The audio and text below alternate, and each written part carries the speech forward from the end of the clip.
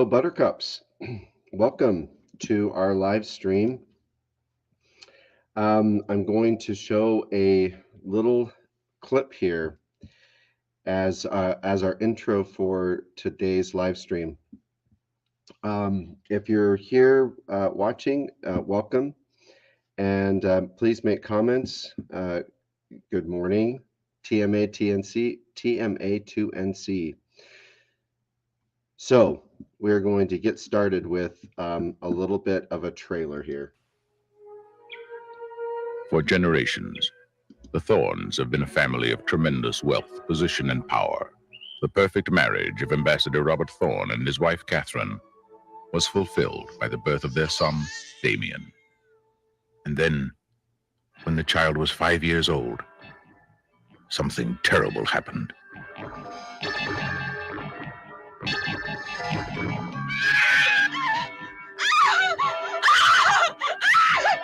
And then it happened again.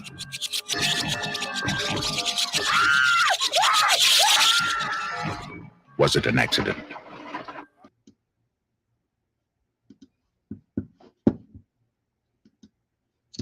So that is the movie Omen, and I was just thinking about the episodes today. We have a morning session and we have an afternoon session, but I've done a little bit of research on the old 1976 movie Omen, or The Omen. So either this morning or later tonight, we may actually do a movie review and some historical background on the movie The Omen. So welcome to our live stream, Buttercups. Get settled in and get whatever it is that you're drinking in the morning. This is Coke Zero. I had to put it on ice. Remember to join you can actually join the channel. And so we're going to we may talk about Omen. We're also going to talk about current events and some ridiculous news, if we can find it. If there are friends of mine who are YouTubers who would like to join and do a little bit of self-promotion today, let me know and I'll send you a link to the show. And so with all of that said, I will just say buckle up, Buttercups. It's another episode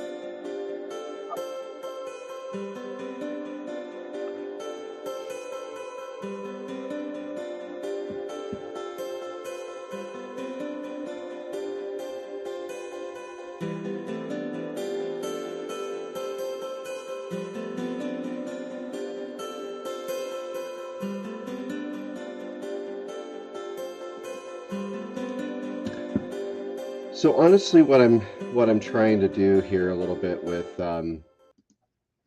this these two shows this morning and the afternoon show is to really see, kind of when the audience would prefer the live shows. By the way, we're live on Facebook, Twitch, Twitter, and YouTube.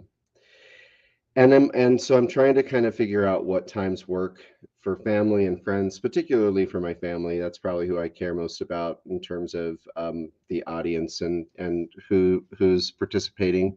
So make comments and let me know what you think, and so we'll go from there. So we'll see how the morning session goes, and then we're going to do an afternoon session this afternoon at 4 p.m., I think, Mountain Time. So I just want to get started with some important news. So, gosh, some of this stuff is so stupid. I can't even imagine.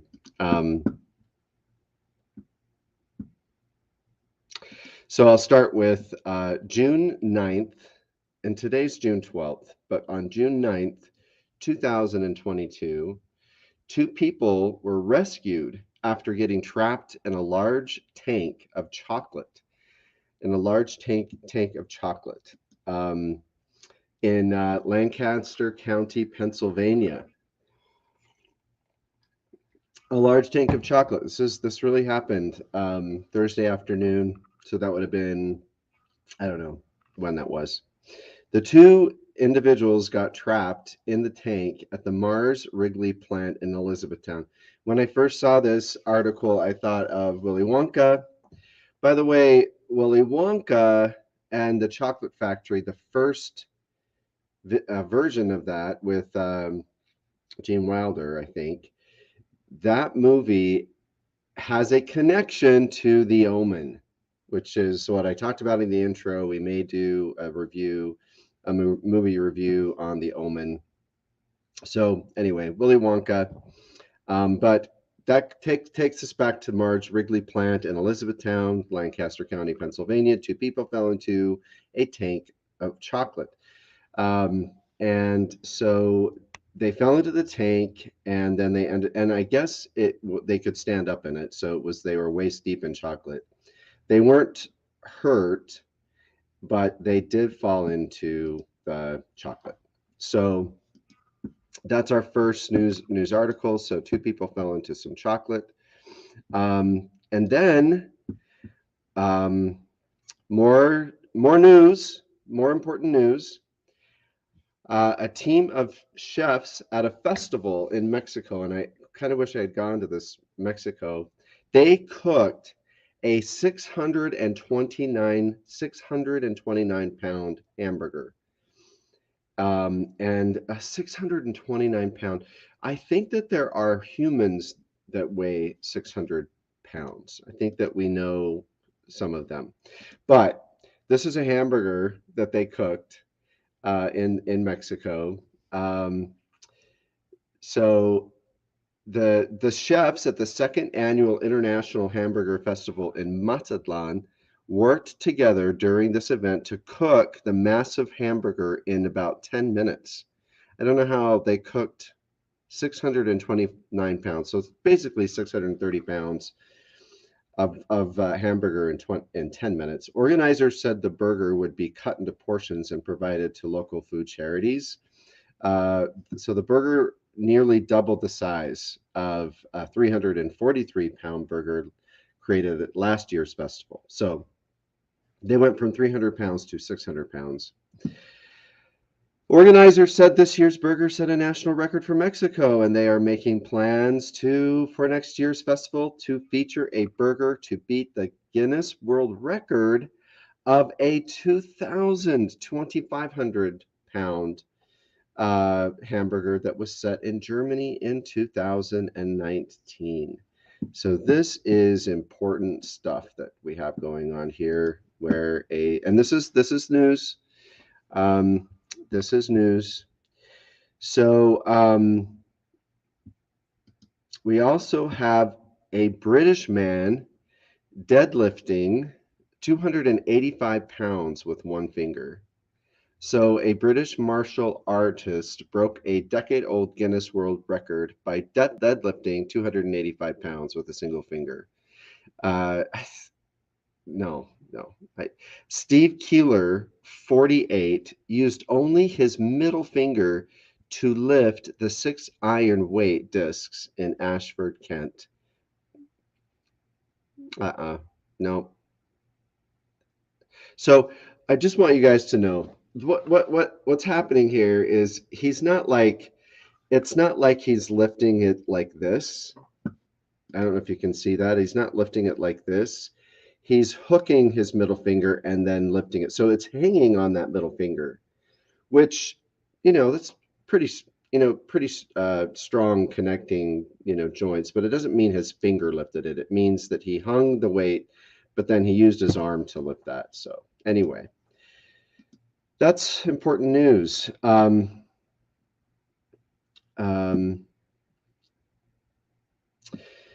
So here's one of my other favorites.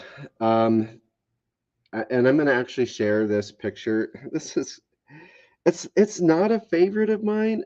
I mean, I don't know why I'm calling it my favorite. I actually I don't really like this, but I'll explain why in a minute. So let me just tell you what the news article says. And by the way, if you were watching and if there's something on here that's boring to you or you want me to focus on something else, please comment. Tell me what you want to talk about.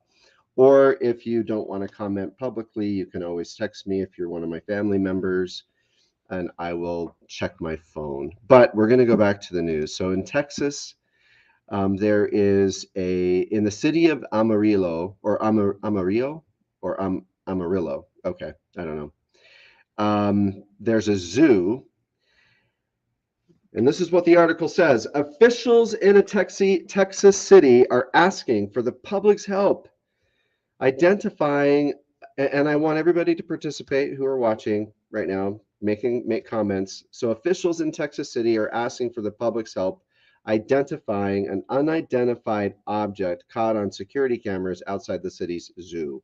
The city of Amarillo posted a photo to Facebook on Wednesday showing what appears to be an oddly dressed person wandering outside the gates of Amarillo Zoo about 1:25 a.m. on May 21st. So I'm gonna show you the picture here. If I can pull it off. This is Facebook News, by the way. James, a super sticker. James, my brother. It's amazing. It's amazing. Thank you. That's my brother. I love you, man, and thank you for the super sticker. That helps with making my channel more legitimate. So James said that. Okay, I got to pull it up. James just inspired me to actually keep going. So, because really, what starts to happen with a YouTube channel is you start to get a little bit discouraged, or just I don't even know if discouraged is the right word, but a little bit bored because if you don't have people participating, that's kind of for me what's fun about YouTube and having a channel is just being able to participate. So here's the picture, and I don't know if I can scroll into that or make that a little bit bigger, but you can see this thing behind the fence. And James, I believe, says that he thinks it's Sonic the Hedgehog. I think it's Sonic the Hedgehog 2. Um, I love how there are some people in the comments that basically state that they think it's Bigfoot, or they think it's some kind of a mountain devil. Um, but what do you think it is really, right? So, is it a person with a strange hat who likes to walk at night? A chupacabra? Chupacabra, yes, that makes sense. Do you have any ideas of what this unidentified Amarillo object could be? The post said. Michael Kashuba, City of Amarillo's Director of Parks and Recreation, said that city officials want members of the public to submit their theories. It is definitely a strange and interesting image. Maybe it's not strange or interesting. It's like grainy black and white photo. Who knows what that is, right? And is it blurry? Is something moving? Is it even it could even just be kind of this I don't know. This is why I react this way is because I had my own uh, Mr. Toad's Wild Ride into the Bigfoot community. And it's like a religion where everything that they see in a picture is a Bigfoot, even if it's just like a shadow. And so it starts to feel so ridiculous. But I do like that it's Sonic the Hedgehog. That's going to be my preferred guess. But anyway, they think it's definitely strange. Um, it's important to note that this entity was outside the Amarillo Zoo. Um, there were no signs of attempted entry into the zoo. No animals or individuals were harmed, and there were no signs of criminal vandalism. Thank you, thank you, thank you. All right, on to more news. Facebook. This is actually from our Facebook news. So we also have on Facebook News Donald Duck Day, which is actually June 9th. That just happened. Oh, and I think my brother, who is watching, I hope still watching, we are going to wish him a happy birthday. And James, maybe you could say something about that. Your birthday is actually later in June, but your birthday month is June. So we're going to give you that. And so is Michelle, your wife's birthday month. All right. Uh, June 9th, Donald Duck Day, an annual June 9th celebration of the Disney cartoon character's first appearance, was first declared in 1984 by the mayor of Los Angeles. The first Donald Duck Day was declared by then Mayor Tom Bradley in Los Angeles in 1984. The 50th anniversary of Donald Duck's first appearance in June 9th, 1934, animated short. So the first time Donald Duck was in a Disney show was called the Wise Little Hen. So anyway, that's I don't know if they were doing that for Pride Month. Maybe anyone can comment about Donald Duck. Um, we also have some strange news in Idaho. I'm just looking again through Facebook news. In Idaho, we have uh,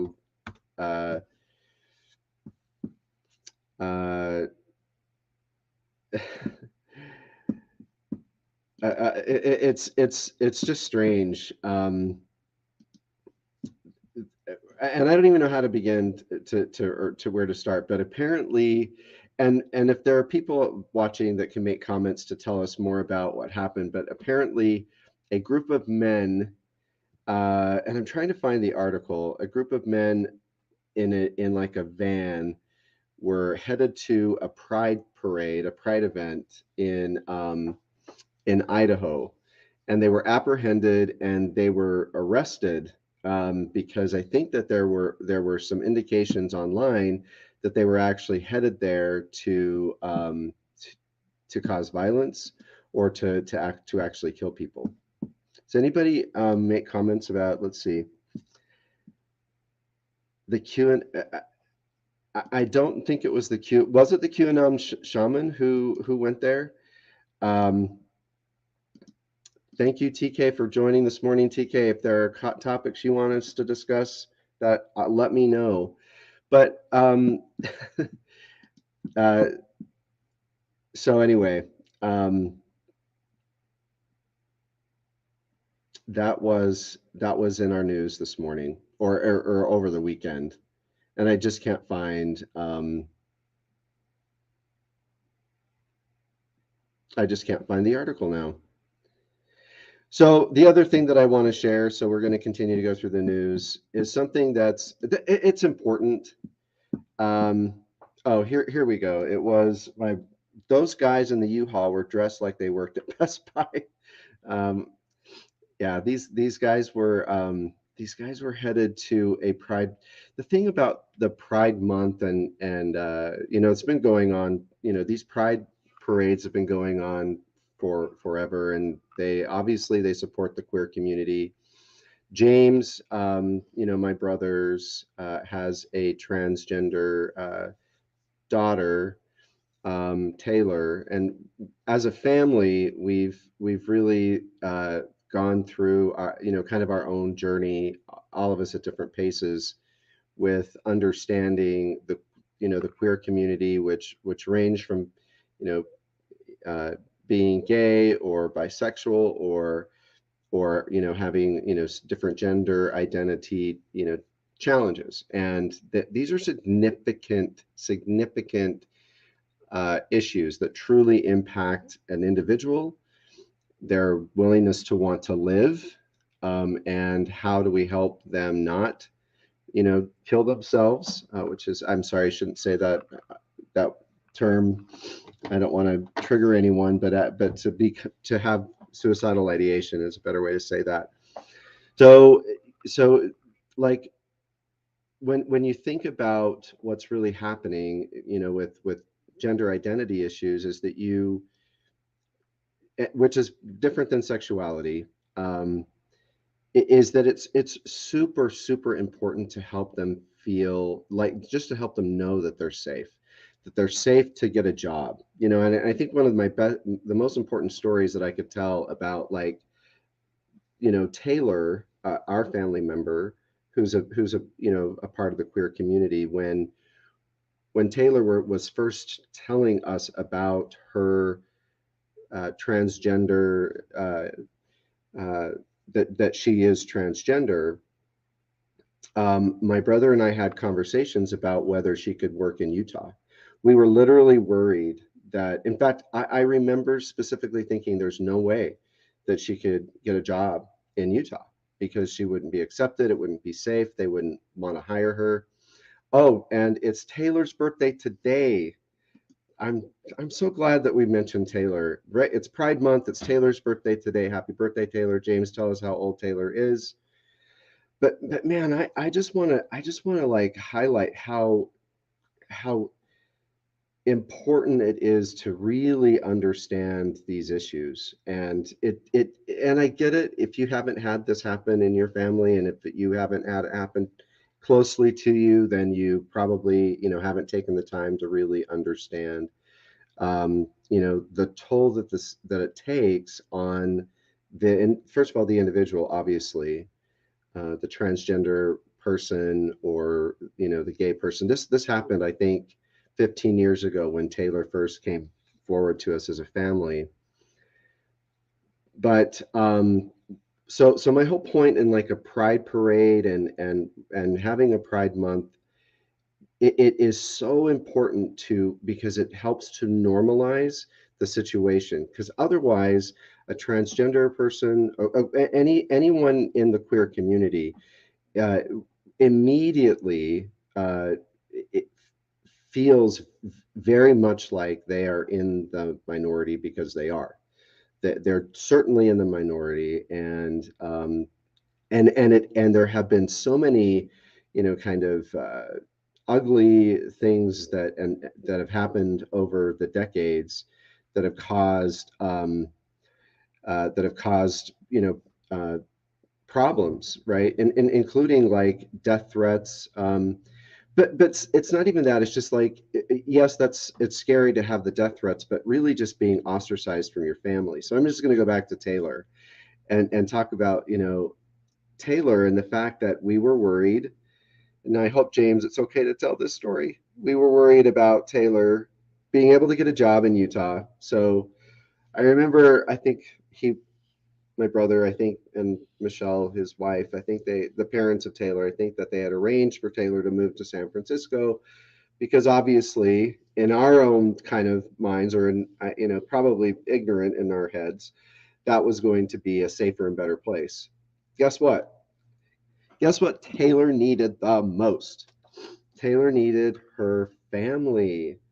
Taylor needed her family. Taylor wasn't, like, going through some kind of a social, like, it blows my mind when some people will say, oh, uh, this is a social trend, and they're just trying to be trendy, and so let them go live in San Francisco, let them enjoy their lives in San Francisco or whatever. But these are serious issues, and they're real issues. They're not political. They're not really social. They're deeply human issues, where we have this uh,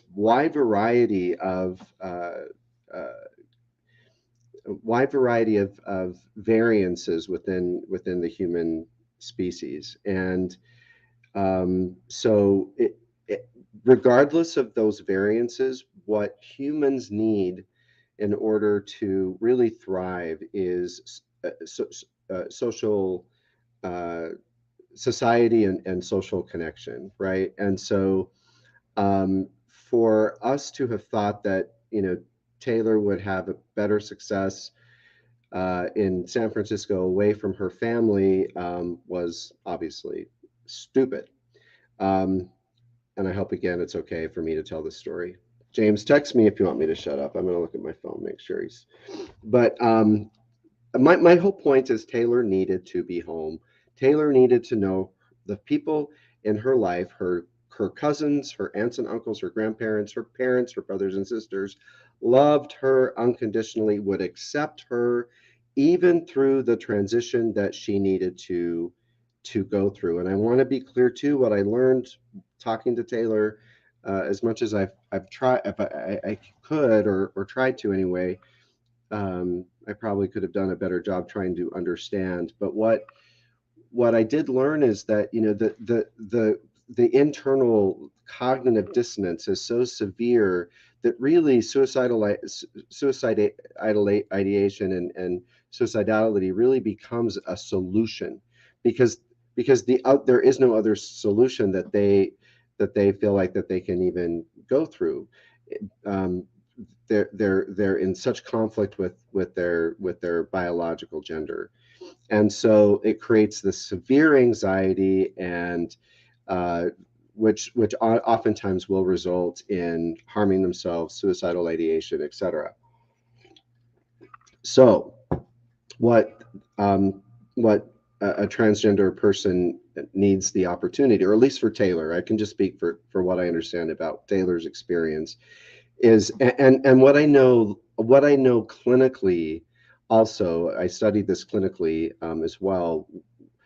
Nothing really will reduce that anxiety. It is so severe that, like, um, medication doesn't reduce that anxiety. Therapy, cognitive based therapy, nothing that science or clinicians have ever worked on reduces that anxiety to the point where the individual can live and want to be alive, except to allow them safely to transition into the gender identity that where they feel more aligned, and that reduces the anxiety. And so for Taylor, that is going to be highly personal, right? So it might be uh, a name change, it might be being referred to as she.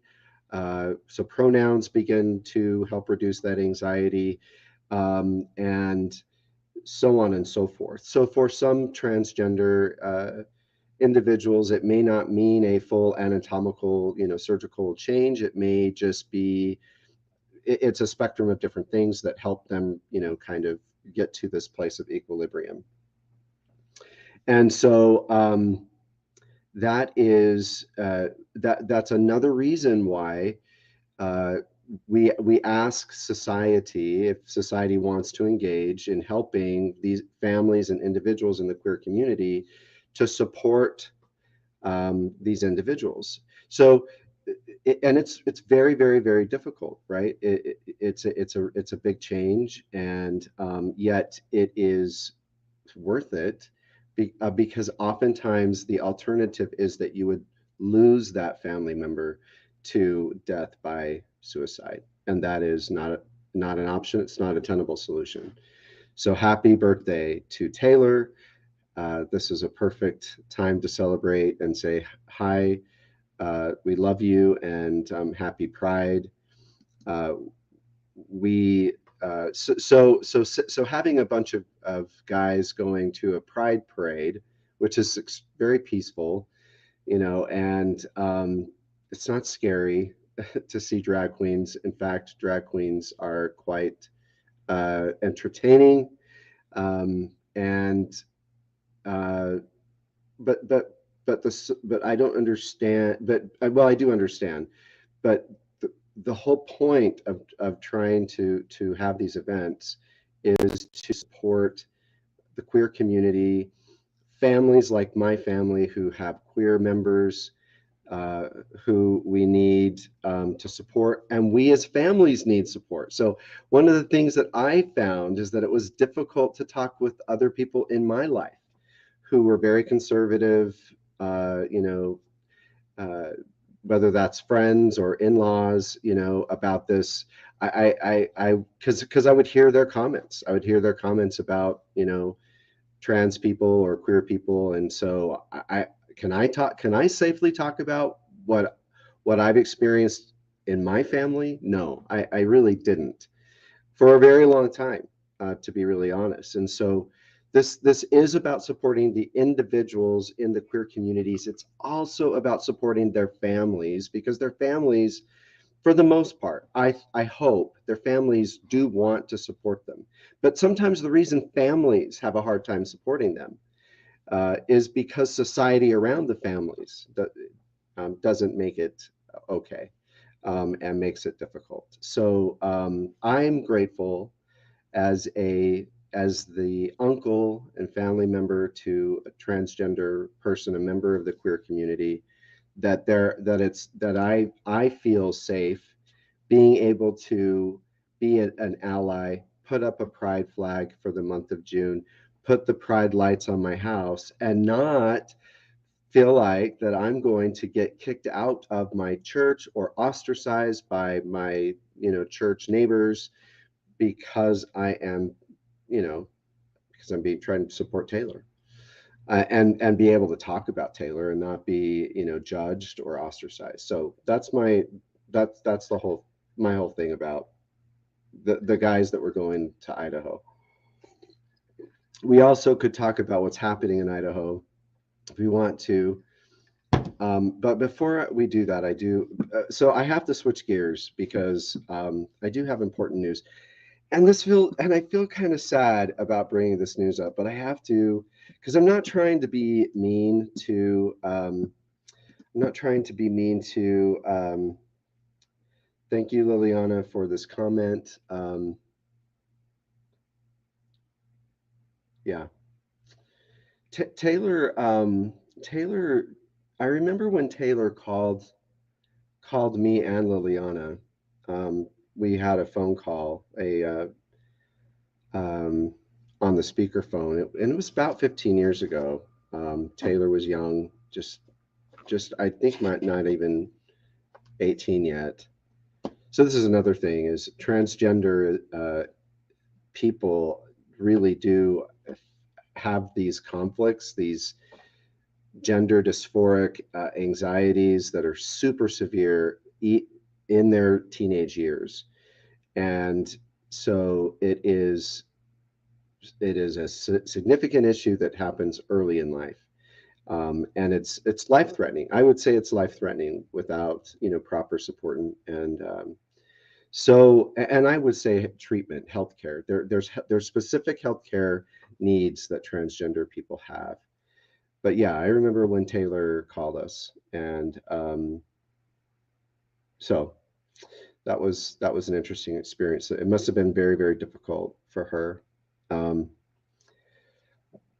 and I so anyway, well, I'm happy to take more comments, but we're going to go to I cannot find what I'm looking for. We're actually going to switch gears a little bit. We're going back to the news where we need to learn about our friend Justin Bieber. Now, I don't want to be, I mean, Justin Bieber, I mean, this poor guy. Now, I do want to say that the thing he has is legitimate. It's actually kind of serious. Uh, and I know this is probably weird that I'm jumping from serious transgender discussion to Justin Bieber. But and I think the reason I want to bring this up is because I think people are, kind of downplaying this and making fun of him, because he is diagnosed with this problem, um, a rare syndrome causing facial paralysis. So Justin Bieber has been diagnosed with Ramsay Hunt syndrome, and I just want to say that that's actually pretty serious, right? And Ramsay Hunt syndrome is very rare. But it's like shingles. I think there are a few people out there, and I've seen some articles, some literature reviews by Science Direct that are also connecting coronavirus to facial paralysis. I just want to be careful when we read, just being scientifically literate and understanding what literature reviews are versus a research paper. It does not it does not mean that Ramsay-Hunt syndrome is caused by coronavirus. Ramsay-Hunt syndrome is caused by the herpes virus, and herpes is a very different virus than coronavirus. I'm not, and the thing that I have found that's really kind of weird to me is that, you know, people who have been really supportive of the CDC, of understanding the science, who are not necessarily scientists themselves or in healthcare, but they have been supportive, uh, and even critical of those who have been anti-mask and anti-science and anti-vaccine. What I've been noticing though is that, and I don't know if this is, I don't know what this is, but what I've been noticing is these very people will, because they kind of, I think maybe because they are proud of the fact that they were right about masks and vaccines and those kinds of things. Maybe they feel like that they understand coronavirus better than they really do, or virology, or infectious disease, and even research and literature reviews, etc. And so then they jump to conclusions or make conflations. A really great example of this is conflations about the Delta variant. So the Delta variant had some real challenges with coronavirus, that it was very virulent, and it was also did make people really sick. But then what happened is, some of the research and articles about the Delta variant began being applied by some internet sleuthers who were very supportive. I'm not trying to say that they weren't. They're very supportive of masks and very supportive of vaccines, but they started conflating what research we knew about the Delta variant with Omicron, and jumping to conclusions about Omicron that science had not supported. And when I would kind of, and so as a, like someone who comes from healthcare myself, I actually kind of have my own version of PTSD, I think, from working in healthcare through the pandemic. It was very, very difficult. I'm trying to not get triggered by these comments. I just want to, so I think I've come to a better place in my mind, maybe not, but I just want to just be careful about jumping to conclusions, especially if someone like me questions you because you might be conflating, data on the Delta variant with Omicron or other variants, um, or if I mention that there are uh, parts of, or there are traits of the coronavirus that we just experienced, SARS-2, that are very similar to SARS-1. Yes, there are differences, but when I say there are also a lot of similarities, and we can infer from those similarities that coronavirus SARS-2 is going to behave in a similar way. What I've noticed is that, these mask supporting non-clinical, non-scientists, but they're supporting masks and vaccines, all of a sudden start pushing back on me because I'm contradicting what they think they've learned from the internet, and it somehow means that I'm not aware of um, not aware of what's happening with coronavirus, or with Ramsay-Hunt syndrome, or with monkeypox. So just because I question you, or because I'm pushing back, it's not because I want to push back, or I want to question you. I just, like, maybe your bias has really kind of, there's a potential that your bias has caused you to see coronavirus everywhere you look, um, from Ramsay-Hunt syndrome to monkeypox, or you try to, you're conflating and misconstruing what's happening here, um, and it's just as problematic as those who kind of denied it completely. Um, so anyway, Ramsay-Hunt syndrome is caused by herpes. It's not caused by coronavirus. There are, now, I can tell you, most many viruses can cause things like Guillain-Barré syndrome. My uncle just went through that, which is very devastating. Um, and sometimes that's not necessarily the virus itself, because some viruses will literally use certain cells to replicate itself, and then those cells, start to die, and that can be a cause of the disease, or the long-term effects can include things like Guillain-Barré or shingles or Ramsay-Hunt syndrome. It's rare. It doesn't mean everybody that had coronavirus is going to have, facial paralysis. It does. I'm not saying that coronavirus itself couldn't cause facial paralysis. We don't know. But please don't misapply like all new future long-term, COVID. Um, we just don't have enough data to even make these leaps. And again, all viruses, in some degree or another, because of the nature of their genetics and the way that they replicate, will almost always cause long haul issues. We just haven't talked about them. And so, anyway, so Ramsay Hunt syndrome is real. It's not, and I'd actually feel sorry for Justin Bieber, because people who have gone through these kinds of uh, uh, partial facial paralysis or some other kind of hyperimmune system attack that causes Guillain-Barré or causes these issues, it's extremely difficult to recover from. And so my uncle who had Guillain-Barré, it took him. He was completely paralyzed, and he's still not totally recovered, and he almost died. For Justin Bieber, some people have said, "Oh, this is like Bell's palsy, and you can recover from that."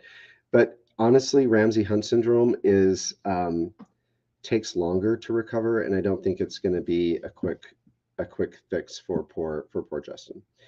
I do just want to show my brother's support, and he keeps super chatting, and I'm so grateful for it. Uh, the best support for LGBTQ. See, I have a hard time with all the letters. I feel like my mom when she tries to say Puerto Beata, the way she says it. So I say it's the best support for the queer community, and I've learned that that is okay to say. In fact, it's somewhat preferred. The best support for the queer community is their family, and that is the truth. That is absolutely the truth. And why wouldn't it be? Of course it's their family. So it's just crazy that we've missed that point. So back to the news. And by the way, if there's other news that you want me to talk about, um, then let me know. Uh,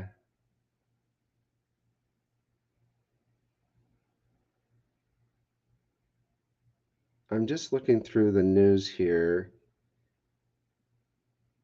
and I'm trying to be lighthearted uh, with some of the news, but it's hard not to get serious. I have some news here. I'm going to share some news in space. One of my favorite topics. So we're going to go to our little share screen, to our Chrome tab, and the Astra launch is what we're going to look at next. So we have all these ads. I apologize for that. But today, Sunday, June 12th, a private rocket company. This is private. Now, some people will have been asking me, so what's NASA have to do now? Or how does NASA stay involved, or are they involved? And some of my previous, and I'm going to just point up here, in the future, I'll put a little card that will link you out to my YouTube video on the centrality of space in the future and how it is. We talked about this a little bit last week too on our live show, how it is that the future economic order is going to be centered on space.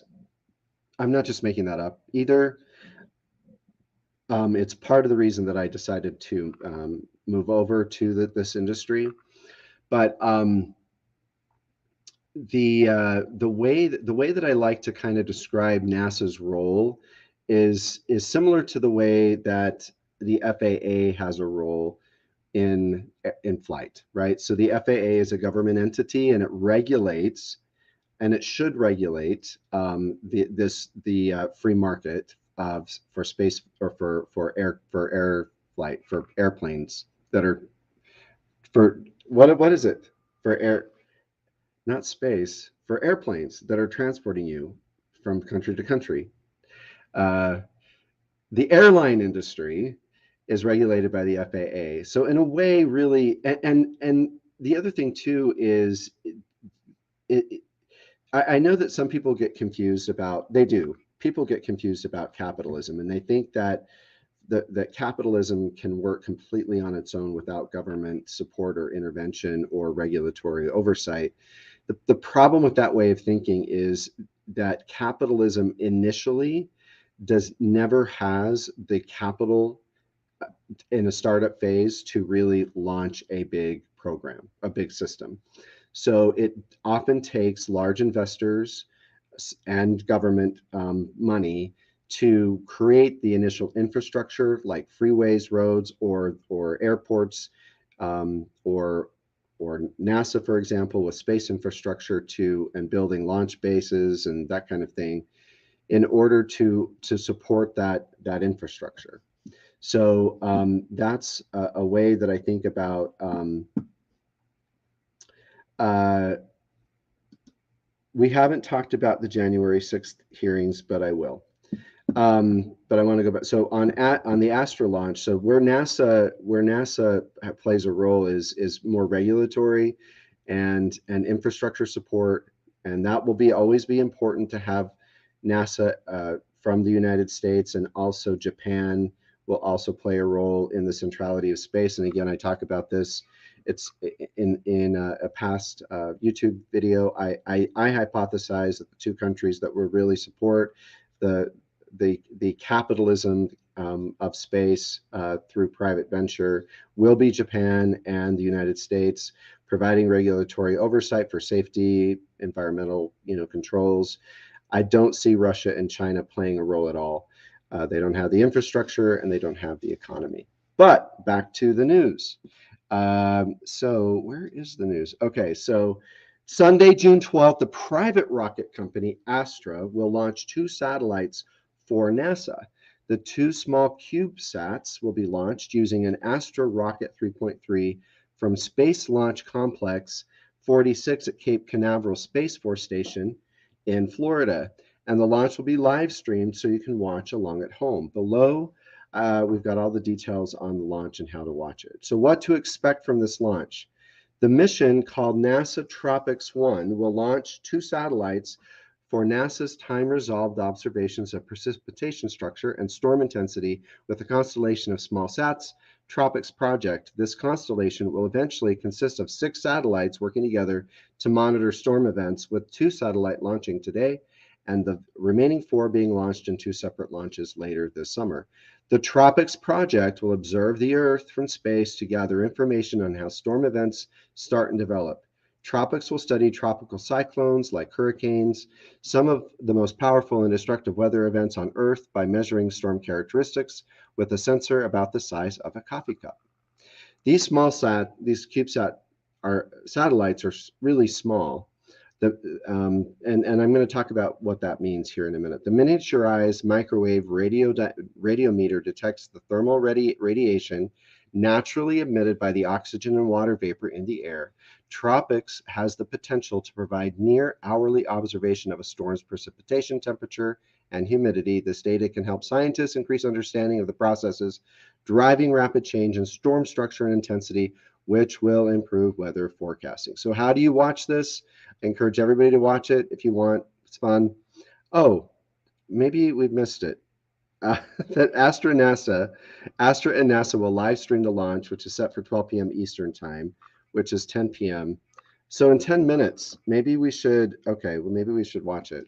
I'll just go to the YouTube channel here and get ready for it in 10 minutes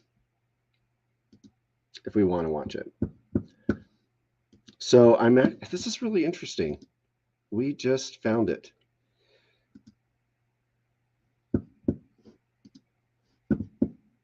This is the Astra launch. This is live.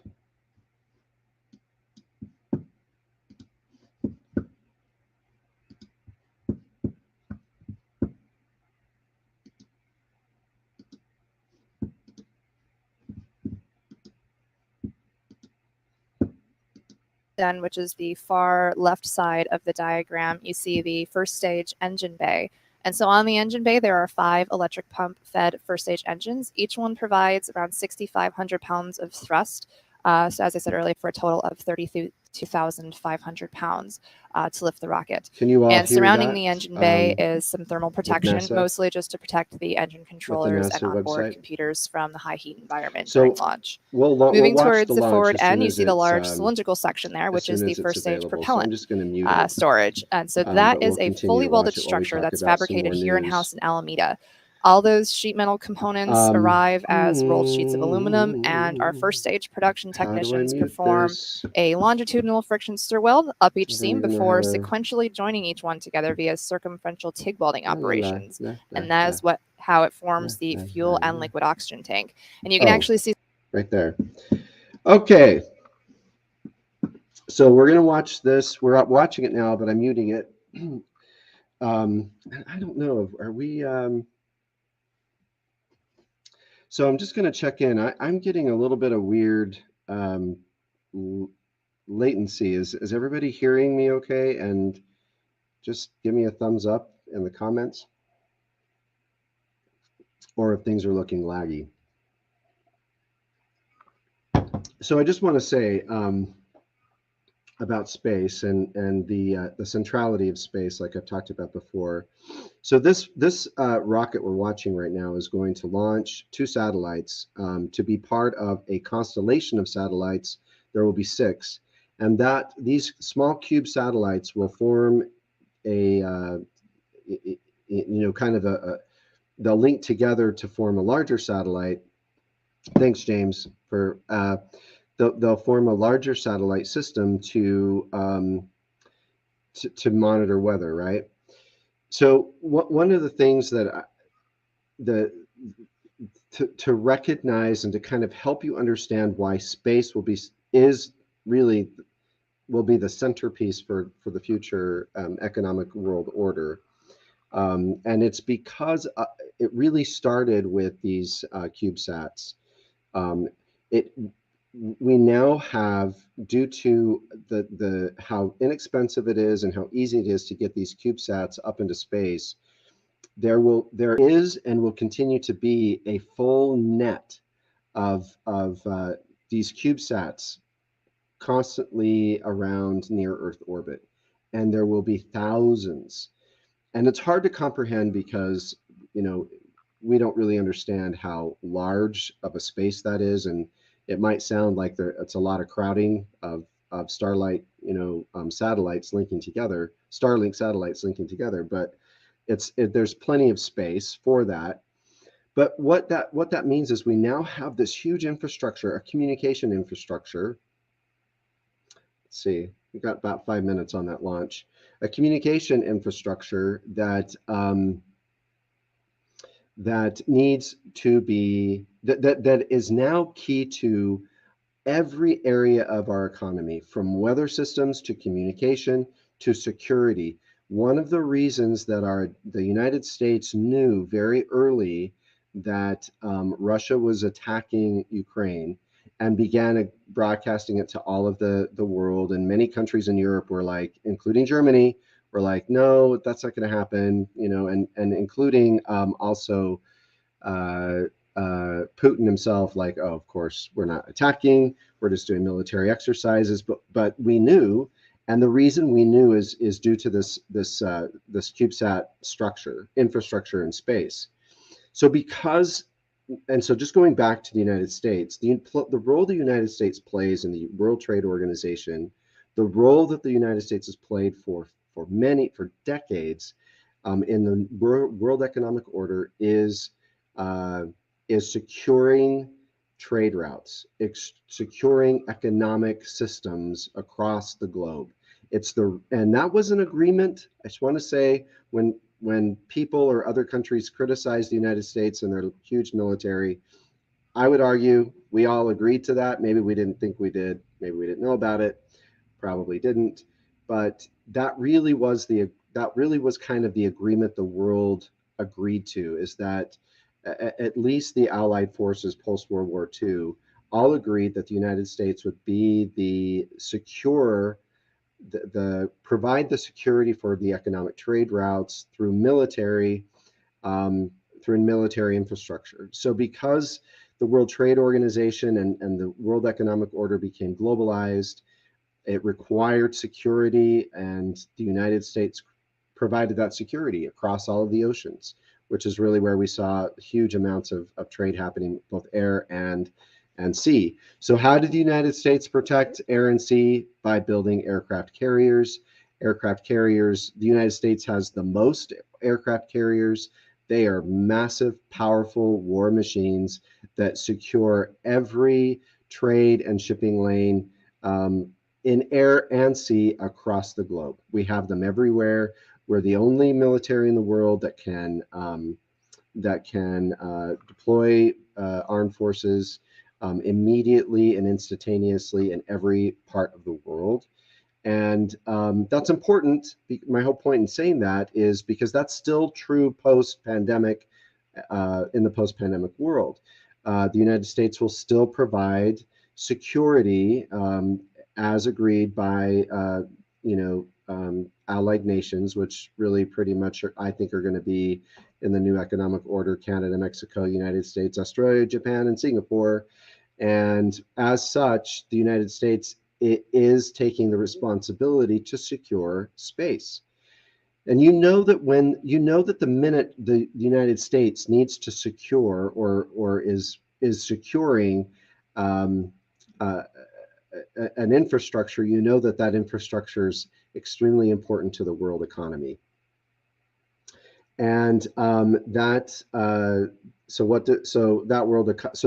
just an indication that space is becoming, and already has really become, central to, or an important part of our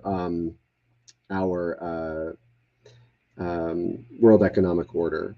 So that's the reason the Space Force was created. Unfortunately, Space Force, it didn't launch very well because it came through the weirdness of Donald Trump. And so, but Space Force is legitimate, it's real, and it's necessary for securing space in the future as we build out space. We are going to launch here in just a couple of minutes, so I'm going to go to the audio. I think we are about 1 minute out.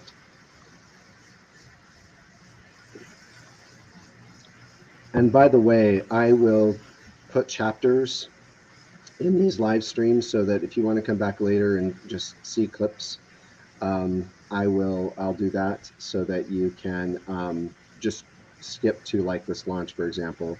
I like to see down there, there's I don't know if you can see it in the bottom right-hand corner, there's an Ally Pride flag. An Allied Pride flag has the black kind of chevron arrow along the rainbow. So that's the Allied. Flight on countdown. We have cleared the final clear to launch pole. New T0 is 1612 UTC. Step 80 Tango in AB1 managed power systems. Toggle ground power system authority to true. Ground power system authority true. In AB1 managed polling, toggle do both ground and guidance polling to true. Do both ground and guidance true. GNC, do you require an additional self-test at this time? Yes, please. In VB1, turn on off PDBs. Tango, please toggle GNC self-test to true. GNC, call out upon completion. We'll go. GNC self-test started.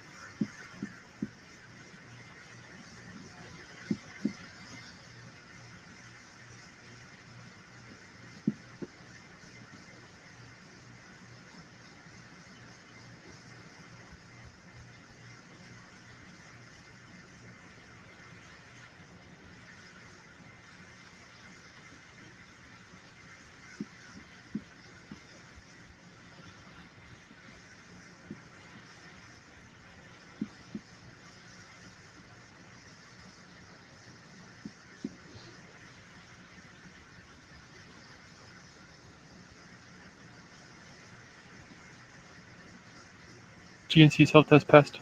Copy. FTS, can you confirm that the FTS is still enabled? So I think that this launch is postponed for about 12 minutes. Copy. Tango and Fuel 4 operate. Please toggle full and fast to Can true. anyone confirm that? Operate full. Because if it True. is, we'll go on to another topic.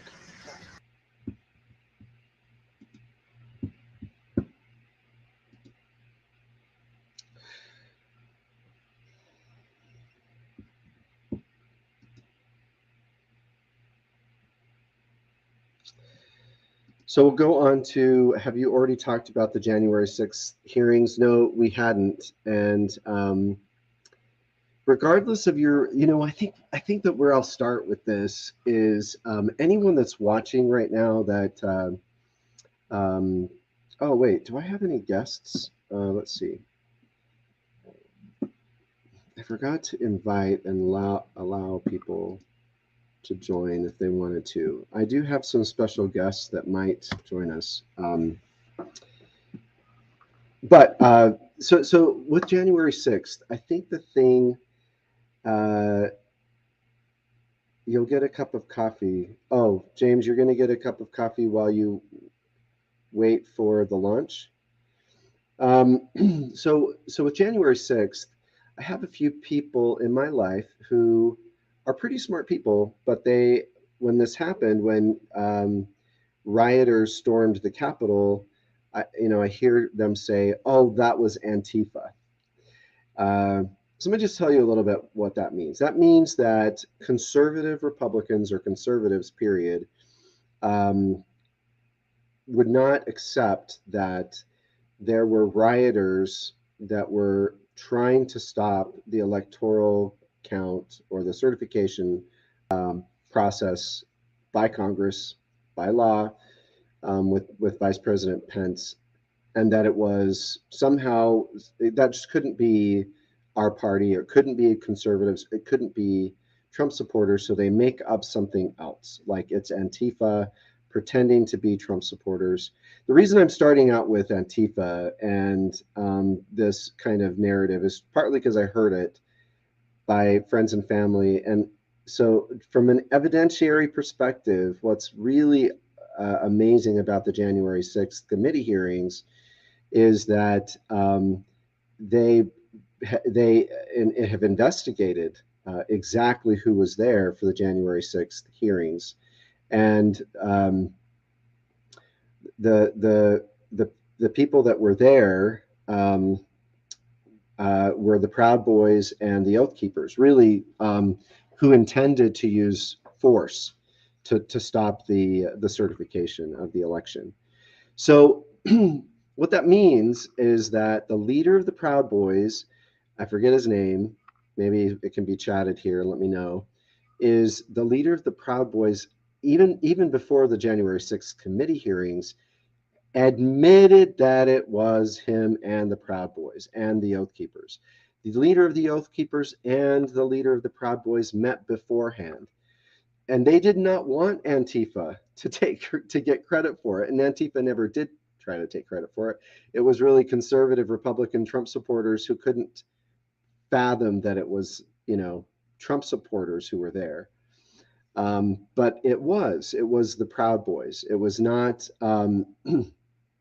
it was not Antifa. It was the Proud Boys. And to be clear, the reason this is important is that what really happened is that Donald Trump himself could not tolerate the loss of the election. He could not tolerate losing. And he could not tolerate losing. So he talked to as many of his supporters and sycophants and whoever as much as possible to figure out how he could, like Rudy Giuliani, to figure out how he could somehow still win, and make sure he's still the president.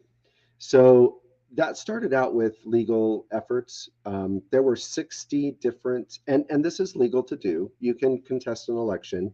there's a process, there's a certain amount of time that's given to the candidates, that there are legal remedies that can be followed, and that, you know, Trump tried those legal remedies, and so those there were 60 cases that Rudy Giuliani and other attorneys were really trying to take forward to contest the election. None of those cases had any standing that could be brought forward in court.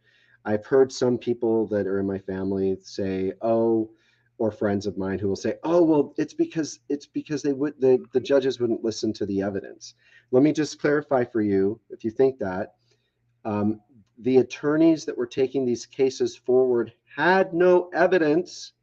They said they could find it. So they went in front of a judge and they said, "We think there's fraud. Give us time to find the evidence." So put a stay. They wanted an order of protection or a temporary restraining order, if you will, to say to stop the election process, keep Trump in office, and then we'll go find the evidence, right? And that's not a legal remedy at all, right? It would be like me saying to my neighbor, or going to a judge and saying, "I know that my neighbor killed my cat." That's funny because we have a little situation that happened. But anyway, they didn't kill our cat, but our cat died in their pool. But anyway, I could go to a judge and I could say, I'm sure that my neighbor killed my cat. There's all this, there's just, you know, and the judge would have to say to me, "What evidence do you have?" Um, and um, and I would have to, and then if I were to say, "I don't have any evidence, but I know it's there. I just need time to find it. So I want you to stop my neighbor from going to work or from proceeding with his life while I find the evidence, and then I'll bring it back to you." That doesn't work. We don't want our legal system to work that way, but that's what the Trump administration and the Trump legal team were trying to do. Obviously, that didn't work. And so the next legal remedy was to develop, to try to use this obscure law where if there were contested electorates or from the different states, so a cast of electorates for Biden and then for Trump, if there were enough states that had those contested electorates, then that could cause the election to be postponed or the certification not to occur. So Republicans, under Trump's orders, Republican congressmen, Jim Jordan being one of them, Mike Lee being another one of them, worked with state Republican attorney generals in Arizona, Georgia, and other places, attempting to get them to create a fake set of electors for Trump, even though those states clearly were won by Biden. There was no evidence of fraud. In fact, everyone in the Trump administration knew that. Bill Barr said it was bullshit. He said bullshit, ladies and gentlemen, and they. Uh, so they knew it. They knew it. Trump knew it. Giuliani knew it. They knew there was no fraud. They knew there was no, there were no issues with the election. In fact, it was a very secure election. And Ivanka Trump even herself said, "Yeah, I believed Bill Barr, not my father." And so yet Trump continues to spread this very big, massive propaganda lie that half of the country still believes, that somehow it's not our elections are not secure, and that's just not true. Mail-in ballots somehow are illegitimate. That's not true. The state of Utah has nothing but mail-in ballots, and somehow we're not concerned that Republicans win. And so there's no fraud. There's no there. That's clear, and it's well known to Trump and to his administration.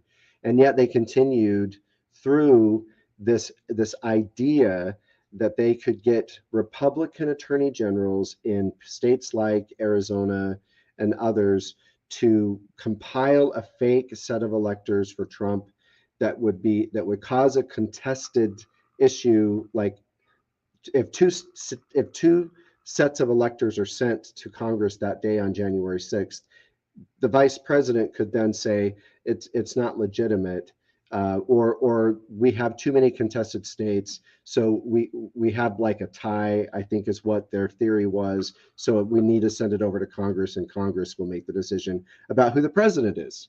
But the thing is that there were not contested ballots. There were not contested, or there were not fraudulent ballots. There were not real contested electors. They made those electors up as part of this legal strategy because because Trump lost the battle of the 60 court cases. He lost, states like Arizona and Georgia, by the way, which was not fraud. It was not made up. It was not, it was a secure election. Trump lost Arizona, and I think Mike Lee helped him lose it, because I think Mike Lee went to Arizona to try to get Mormons to vote. And when he called Trump our Captain Moroni, I think a whole bunch of Mormons, progressive or moderate Mormons, said, no way, that's offensive, using our religious, a religious hero of ours and comparing him to Donald Trump. We're not doing this. That's my theory, but I don't think Mike Lee did any favors for Donald Trump in Arizona. So he really lost Arizona. He really lost Georgia. And quite frankly, Trump lost Georgia again in these last elections. Because he endorsed candidates that didn't win. But the whole point is, remember what's so important about the January 6th committee hearing, and what really happened is that Republicans attempted to completely thwart our democracy. They really were truly dismantling our democracy in an effort to keep Donald Trump in power. And I'm just going to pick on Mike Lee for a second, because I'm in Utah and I don't want to see him get reelected, because I don't like the Captain Moroni thing. Obviously, it is offensive. But if Mike Lee wants to use the Book of Mormon, then I'm just going to say something to Mike Lee. So in the Book of Mormon, we know that there are king men and that there are free men, right?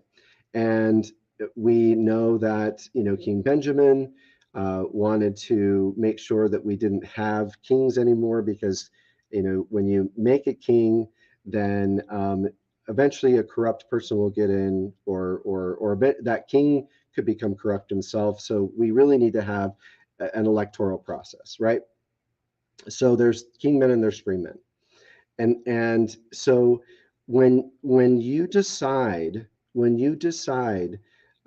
Mike Lee, that it's more important to make a king of Donald Trump, which is what you were doing, then you are completely, diabolically opposed to what the Book of Mormon is teaching about king men versus free men. You literally were trying to keep Trump in office. And I know I've actually had this conversation with real Trump supporters, and they will say, well, why wouldn't we want to keep him in office? He's better than Joe Biden. Okay, so you're willing to keep him in office no matter what. So you will use illegal means. You will undermine and dismantle our Constitution. You will make up fake electors to make it look like there were contested states. There were not a second slate of electors. There was not a contested state anywhere. But there were states that did this. Georgia did not, but there were states that created fake electors, right? Fake electors for Trump. So how constitutional is that? All for the purpose of keeping Donald Trump in office, right? Who's to say then that these same Republicans would not also, in Trump's, after his second term, because if this had worked, he would still be the president, who's then clearly Republicans, because they would want him to stay in office, would keep him in office. The very thing Republicans were afraid of Barack Obama would do, that I kept hearing over and over again from my in-laws, that, Obama's going to keep himself in for a third term and declare martial law. All those things they were concerned about, they were willing to support for Trump. They were willing to support. Trump wanted to introduce martial law. Trump wanted to keep himself in office no matter what. And here's the thing, guys. It isn't just the fake electors. It isn't just this attempt to create fake electors and make Mike Pence not certify the election, right? Because there are these contested. Because the legal theory is, oh, we have all these states with contested electors, even though they're fake. But because we have contested electors in all of these states, we can't certify the election. And then what I will tell you is that where the legal theory starts to fall apart is that does not mean it goes to the House of Representatives. That's what Giuliani and these other attorneys around Trump wanted, but that's not what the Constitution says would happen necessarily. It actually would have to go back to the states first.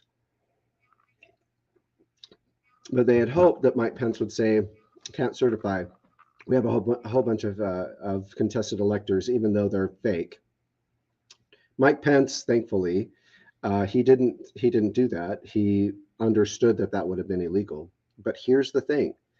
So Donald Trump was willing to stay in office or do anything he could, and Republicans were with him to keep him in office, make him their king indefinitely, no matter what, including violence. So the reason the Proud Boys and the Oath Keepers were there under Donald Trump's direction, I hypothesize, that hasn't come out clearly yet, but this is my take.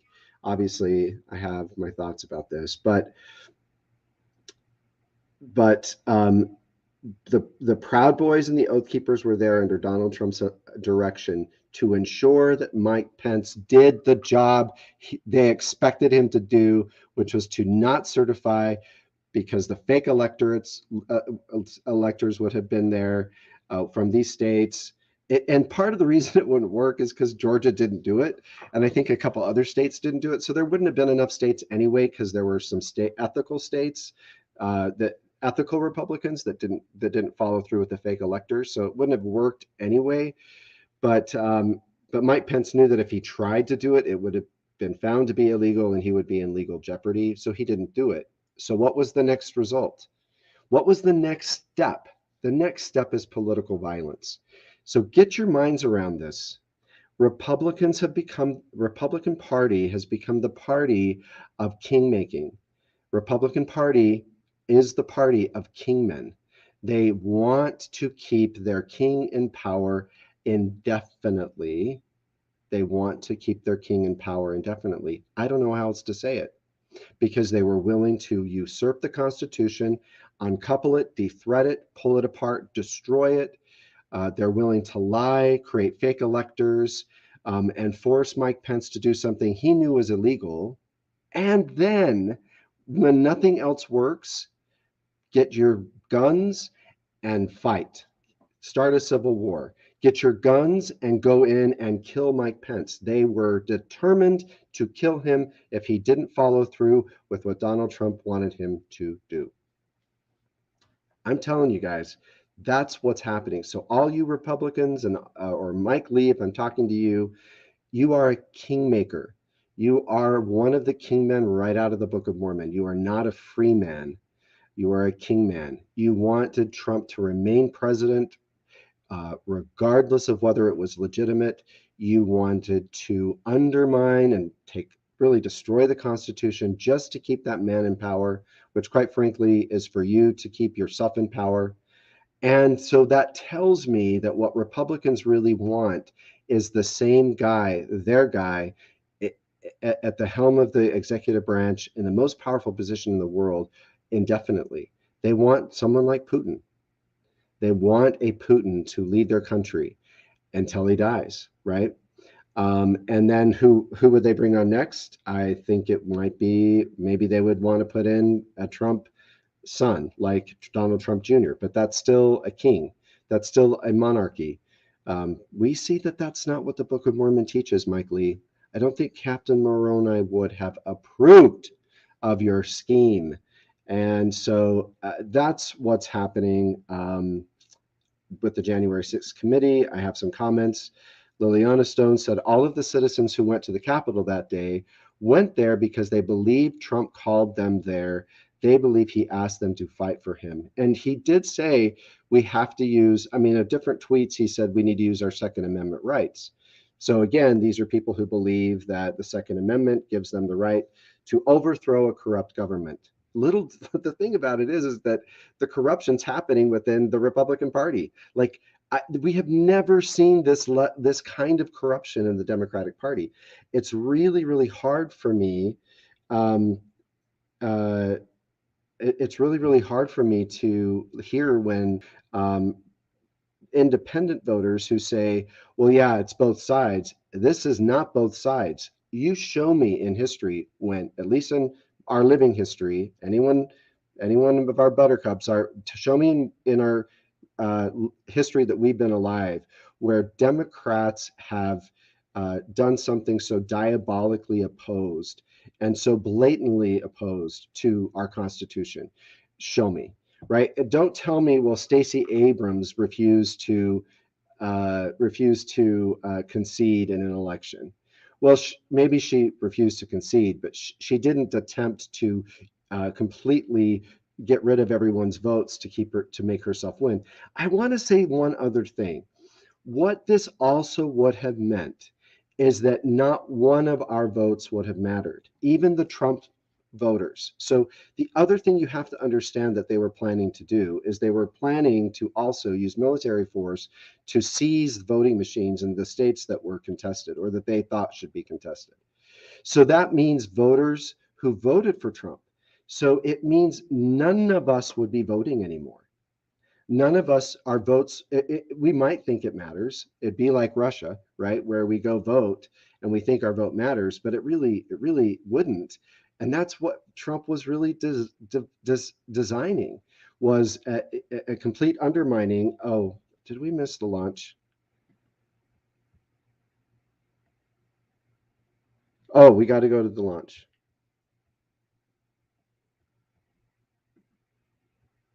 Can we go to the launch?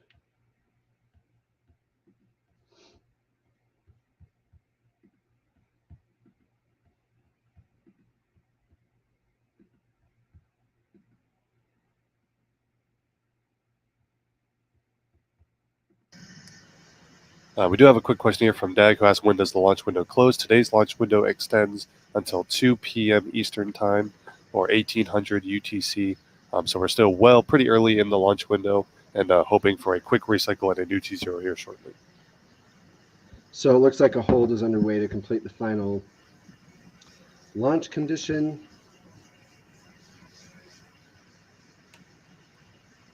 While we wait for another update on this hold, again, hoping that it'll clear soon, but we're going to go ahead and take a break and wait for another update. We'll provide that as soon as we have it.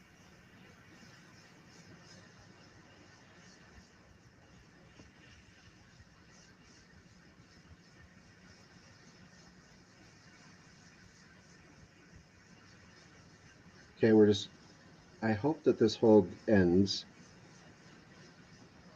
soon.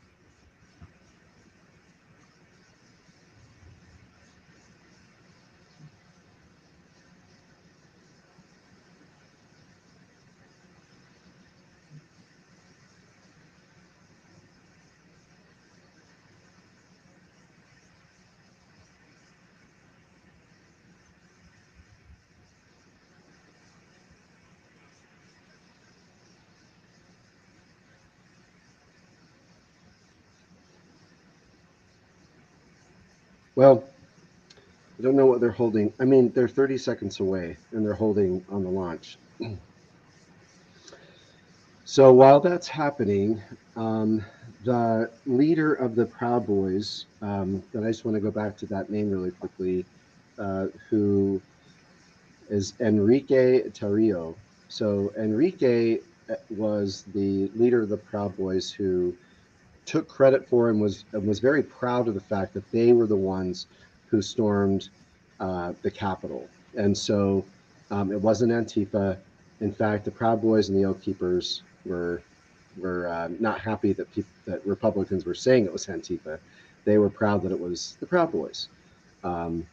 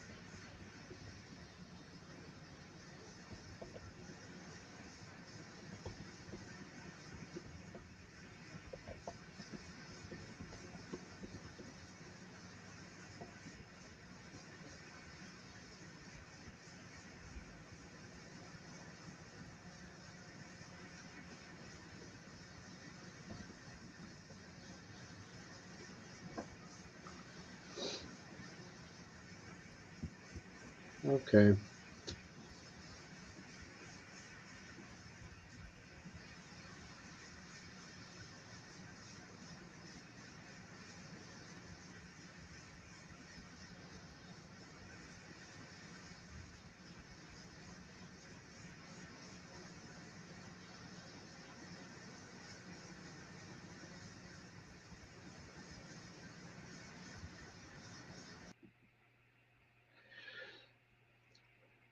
So give me a thumbs up or a thumbs down if you care about that launch. I don't know if that launch is going to happen today. The thing about these launches is that they have like a full launch window, and so you can so I think the launch window for this is like till 2 o'clock. Um, so I'll just keep my eye on that um, as we're kind of going through. So oh,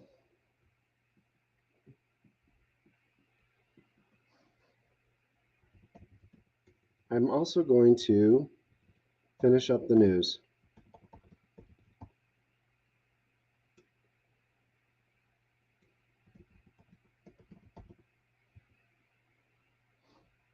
Okay.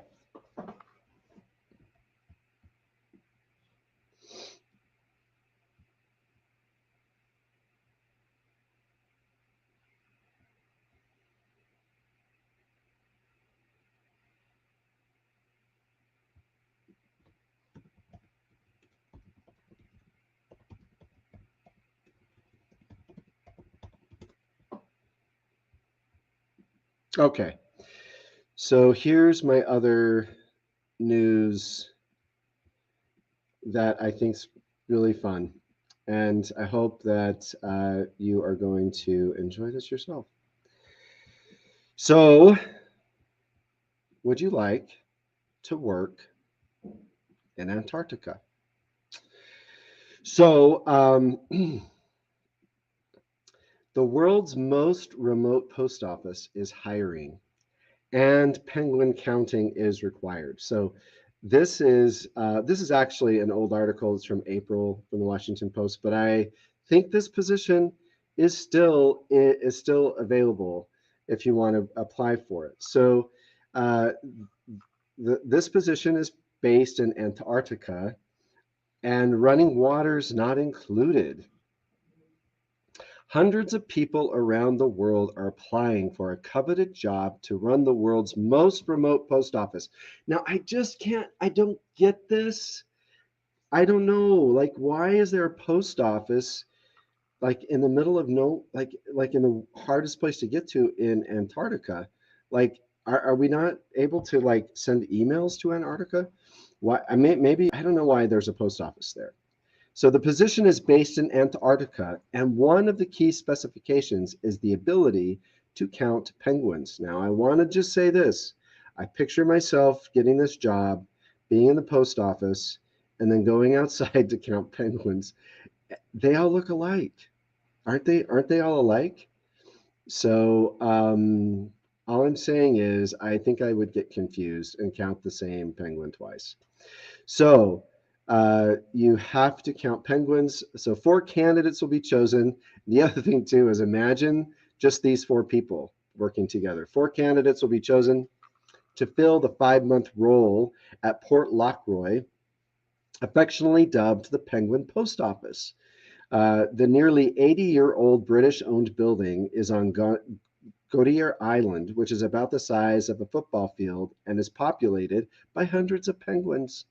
Now, I do want to say that I think that would be really fun for a day or two, because I think penguins are really cute, especially the fuzzy, fuzzy little baby penguins. But 5 months is a long time. But again, I don't know I don't know why there's a post office here, and I don't know why it takes 4 people to manage it. So it's hundreds of penguins, and the post office doubles as a museum and is managed by the United Kingdom Antarctic Heritage Trust. This does sound British. I don't know why, but like a post office in Antarctica sounds British. Each year, the British charity hires 4 postmasters to live on the island from November to March. Can you guys hear the launch behind you? Or I'm listening to the launch in my ear so that when it happens, I can switch it over. But let me know if you can hear them talking. I can hear them. Okay. So I think we still have another chance to launch today. So we'll go back to that.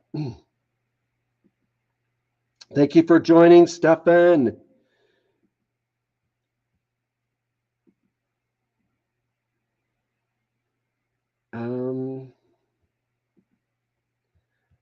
I just want to. I have a desire to invite someone. Let me just do a private chat. I'm sending a private chat to someone who I hope will join me as my Ed McMahon. He doesn't need to turn his camera on, but he could make random comments and his voice would be funny. So I'm just listening to the launch. So as soon as it's ready to go, I'll switch it over. I sent my little private chat to hopefully my Ed McMahon will join, but let's go back to the post office. So I think this is kind of fun. So each year, the British charity hires 4 postmasters to live on the island from November to March. Although employees each have unique roles, they are collectively responsible for maintaining the historic site and catering to the thousands of tourists who come by boat during the season. What? Okay. I think I want to do this. Thousands come by. I want to do this. Look at that. Would that be Antarctica? How do you get there? I mean, flat earthers think that you can't get there, so maybe we should take some flat earthers down with us. Okay, so the staff is also in charge of wildlife monitoring, which includes tallying penguins and environmental data collection. Applicants are warned. It's not a glamorous job.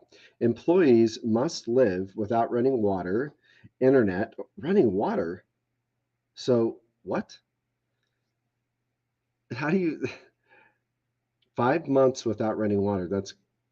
I'm confused. So employees must live without running water, internet, or cell phone service for 5 months. The team resides together in a small lodge where they sleep in bunk beds and share a single bathroom. Yikes. I can't do it. I can't do it. I mean, okay. So 4 bunk beds and a single bathroom. I don't know. Okay, visiting ships will offer showers when they stop by. Who's going to take this job? And what kind of pay do you get? Okay, living there is quite hard work, explained Camilla Nickel, the chief executive of the trust. You might be working 12-hour days. There's not much time for rest and relaxation. Why in the world did you do this? Still, the job is widely sought after. The charity, which preserves and protects several historic sites and artifacts in Antarctica, gets hundreds of applications annually for the postmaster position. One year, more than 2,500 candidates applied. We get all of people of all ages from all over the world, Nichols said, adding that candidates from all walks of life apply for the 6-month contract. We are looking for people who are fit and resilient and really love meeting people and visitors. Okay. I think I know some people that would like this. Applicants for the 4 positions, which include base leader, shop manager, and 2 general assistants. Okay. I just got a notice on the launch. Hold on. We're waiting for another update. Still a hold. Still a hold on the launch. The application deadline is April 25th. I think they had to reopen it. I don't remember why. Successful candidates will do a week of training in Cambridge, then head to Antarctica in October, where they will remain until March 2023. Stefan Puff is going to go. And then I hear he's a penguin racist. Who? Because they all look alike, that doesn't mean I'm a racist. It means, how will you know? I'm going to take you there, Liliana Stone, on a boat. We're going to go, and I want you to count those penguins and tell me if you don't think they all look alike. That is not racist for me to say that. That's all I have to say. That is why they have a post office. There's no internet. Thank you, Stefan. Depending on the specific role, salaries range from $1,600 per month to $2,300 per month.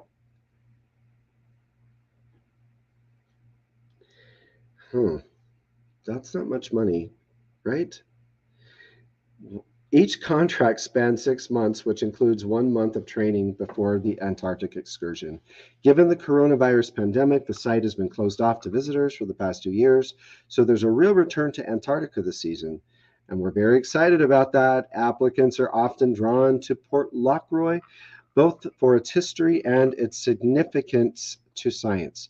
Port Lockroy, which is also known as Base A, was first established in 1944 as part of a top-secret mission during World War II by the British government called Operation Tabarin, intended to reinforce British sovereignty over the region and establish a permanent presence in Antarctica.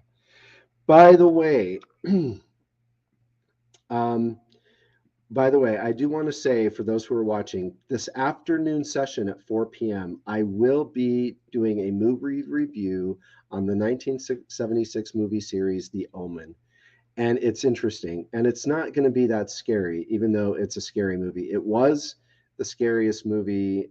Well, it's like on the top 10 horror list. But when you, so I've watched the movies in preparation for this review, and they're actually kind of a little bit silly, but what's scary about it is the whole concept of the Antichrist. But I did some historical research and I did a little digging to find out where all of that came from, and it will be interesting. It might blow your mind. So the Omen review this afternoon at 4 p.m. live show. So if you want to come back for that, mark it on your calendar, or it's on my YouTube channel. You can click notify. Back to the article. So in the 1945, the post office, which processes about 80,000 pieces of mail per season, all written by tourists, was the original founding place of the British Antarctic Survey, a polar research institute. The island emerged as an important atmospheric science research hub for nearly 2 decades. I can see why. But see, I would go visit. I want to go visit. I think that would be a fun trip. Anyone want to come with us on the chat? But I think it'd be fun, but I wouldn't want to live there for 5 months. And am I a classist? No, Brandon. No, Bahisma. I'm not a classist. Maybe I am. I mean, maybe I am. I don't know. I just don't think that's very much money for you to do that. Maybe you would do it.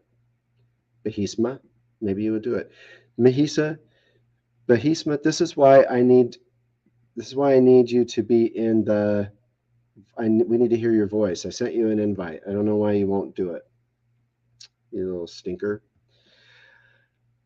Port Lockroy transitioned to become a historic site and a monument in 1995. The museum was established in 1996. I'm just going back to see the launch. Nothing's happening. Seasonal postmasters must acquire a solid understanding of Port Lockroy's past to guide and educate tourists.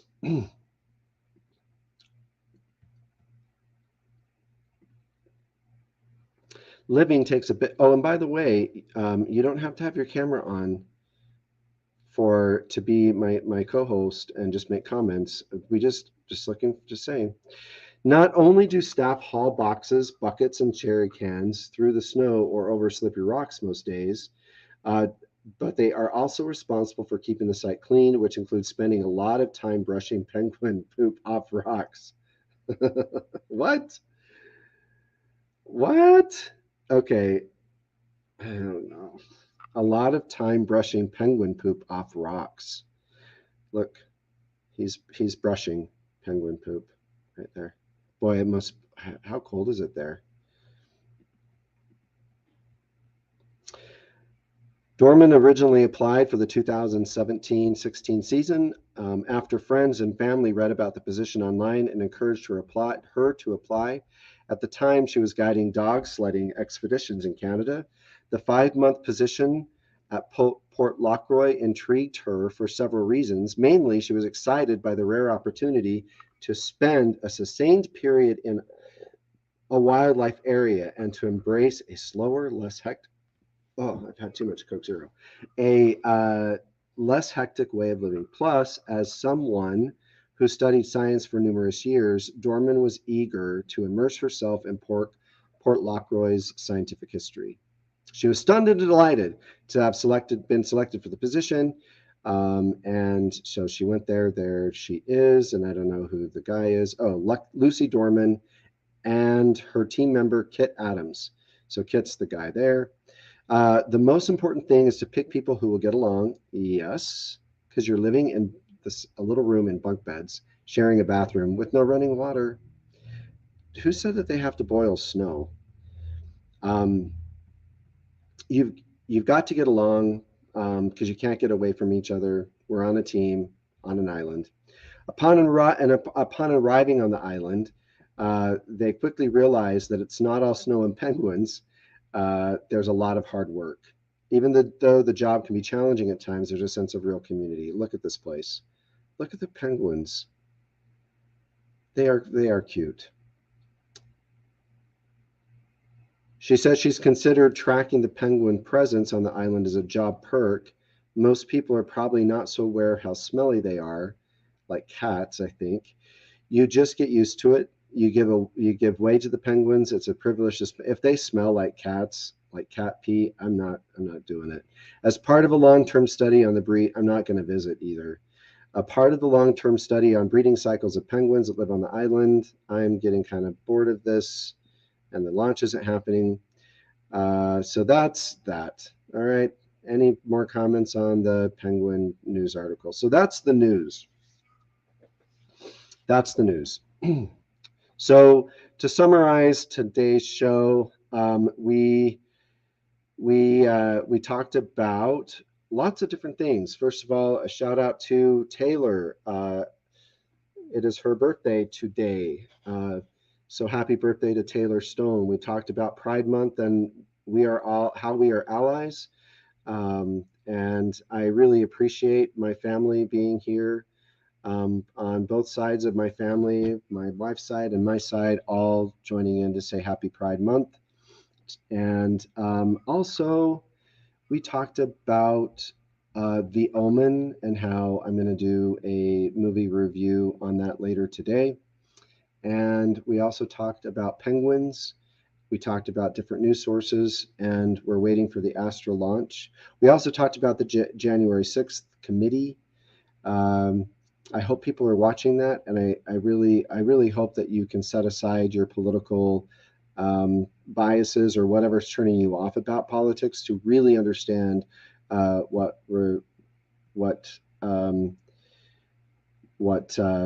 I would love it if Ed joined me for the Omen. I would love that. We'll see. Ed McMahon. I'm looking for an Ed McMahon. It's kind of like the Penguin position. I mean, first of all, it's not like it at all because you're not going to get paid. Maybe I will. Maybe I will. Maybe with some Buttercup. Maybe I'll make you an honorary Buttercup member. But it's not smelly, and you're not having to live in the cold.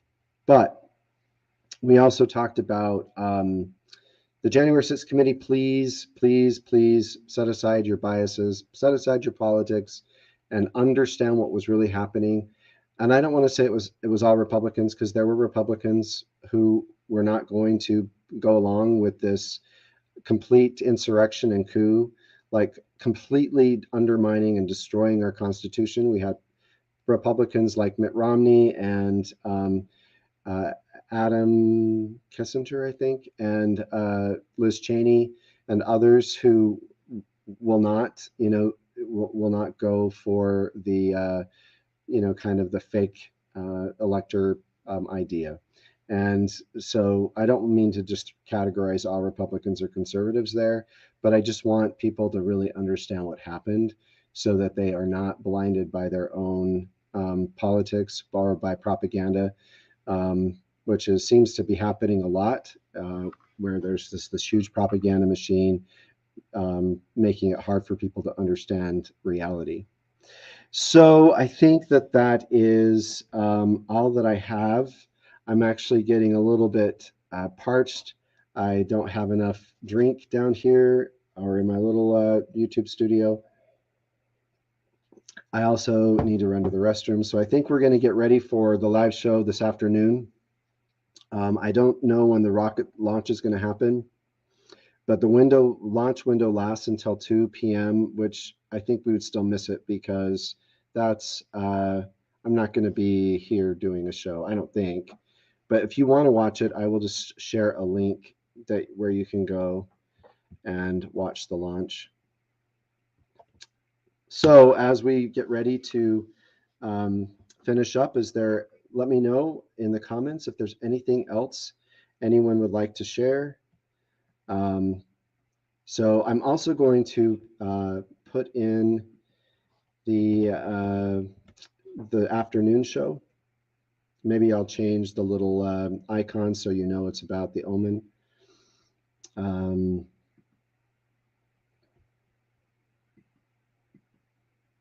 Just a little bit of a delay there.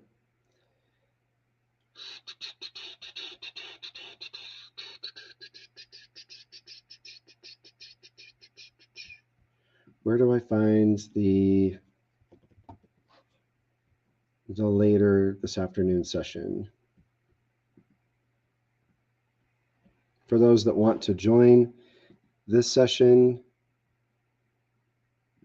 again, we are streaming to Twitch, YouTube, Twitter, Facebook,